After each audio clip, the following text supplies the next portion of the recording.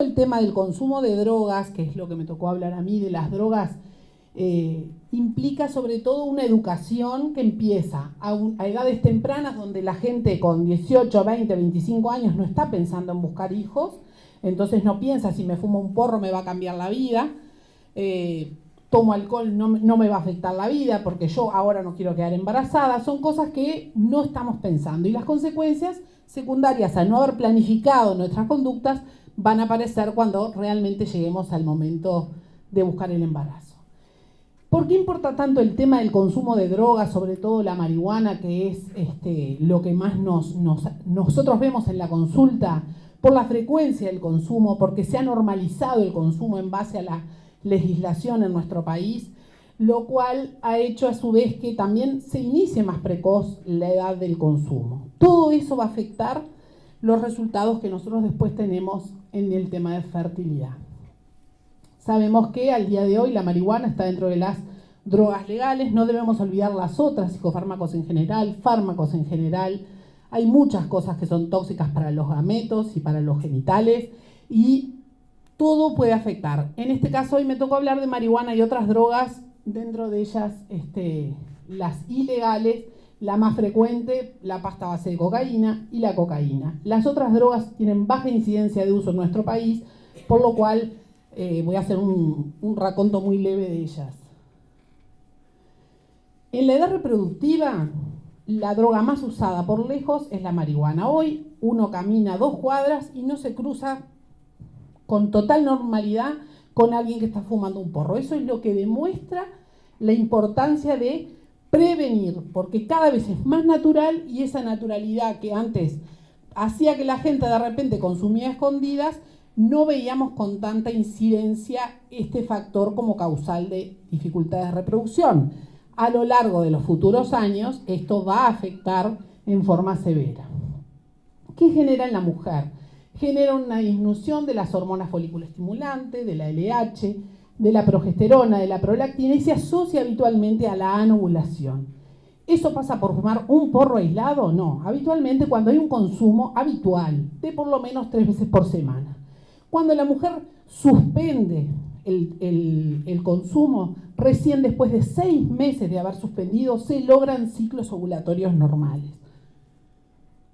En el hombre se produce un montón de cambios, dentro de ellos una disminución en el volumen seminal, una disminución en el número y en la movilidad de los espermatozoides, la disminución en la reacción acrosomal, se ve un mayor consumo de oxígeno de las mitocondrias cuando hay presencia de THC y lo que se ve es en consumidores con una mayor intensidad, hasta 4 veces en la semana, recién ahí se ven ese tipo de cambios. O sea, un consumo ocasional, aislado, no va a generar cambios groseros.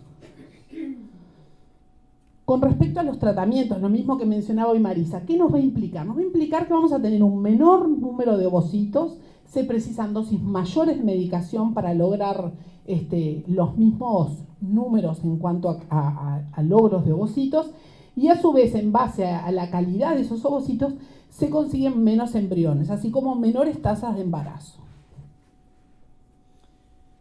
No debemos olvidar que así como hablamos de la fertilidad, nosotros queremos que las mujeres queden embarazadas, pero queremos que tengan hijos sanos.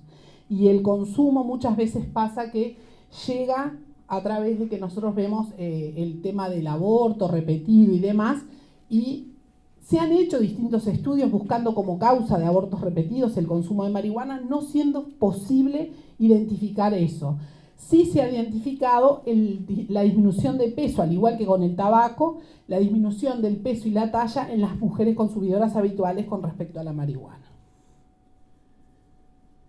La cocaína, si bien uno quizás les parecía como que era algo mucho menos frecuente, desde que nosotros tenemos la necesidad de hacer una historia bien detallada, empezamos a ver que muchas veces llegamos al diagnóstico retrospectivo, porque, por ejemplo, se encuentra en el hombre un espermograma con alteraciones y cuando uno hace detalladamente la historia, surge que ese número de espermatozoides alterados se encuentra porque había un consumo importante de cocaína años previos.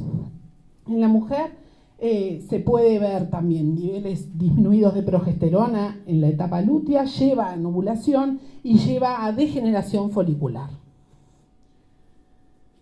ahí lo que les quería comentar. En hombres con recuento espermático menores a 20 millones por mililitro, el hallazgo del consumo de cocaína 2 años previos es el doble de el hallazgo en hombres que tienen recuentos mayores. O sea que son hallazgos que la gente ni siquiera lo nota como algo que pudo haber sido capaz de generar nada, ni siquiera lo cuentan, porque eso no es un problema. Yo consumía, pero yo dejé de consumir, no es una enfermedad, no es un problema. Entonces se normaliza y se omite. Por eso es muy importante la historia detallada. Con respecto a los tratamientos de alta complejidad en los pacientes consumidores de cocaína, también se ha visto que requiere dosis más altas de gonadotropina y que se consigue un menor reclutamiento folicular, generando también niveles de estrógeno y progesterona mucho menores. Respecto a la cocaína en sí y el embarazo, todos sabemos los efectos deleterios. Es muy importante tener claro que la cocaína durante el embarazo implica tasa de aborto mucho más alto, con una tasa de aborto cercana al 40%, niveles bajos de progesterona, pero a su vez el efecto vasoconstrictor que genera la cocaína lleva a que se altere el flujo útero-placentario y ello también afecte. En el embarazo sabemos que además del aborto en sí mismo, la incidencia de prematurez en las consumidoras de cocaína lleva a rotura de membranas, parto prematuro, desprendimiento placentario, restricción del crecimiento e hipertensión. Todo lo que lleva a que el pronóstico reproductivo de una mujer consumidora de cocaína sea malo. ¿Qué otras cosas se asocian? El uso de otras drogas y a su vez el mal acceso a los servicios de salud. Nosotros sabemos que el consumo de la cocaína no es lo mismo habitualmente cuando se produce en forma habitual y los pacientes quedan alejados, a veces en situación de calle, otras veces uno parece como que es de algo que no nos toca a nosotros vivir, pero son cosas de todos los días que desgraciadamente se ven con más frecuencia.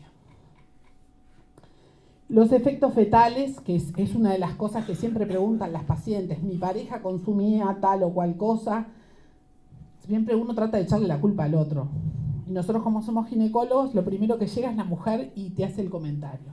En realidad, sobre la marihuana no hay determinación de que aumente la incidencia de malformaciones fetales notorias, más que si se asocia a otros consumos, como por ejemplo el alcohol, que sí sabemos que es dosis independiente.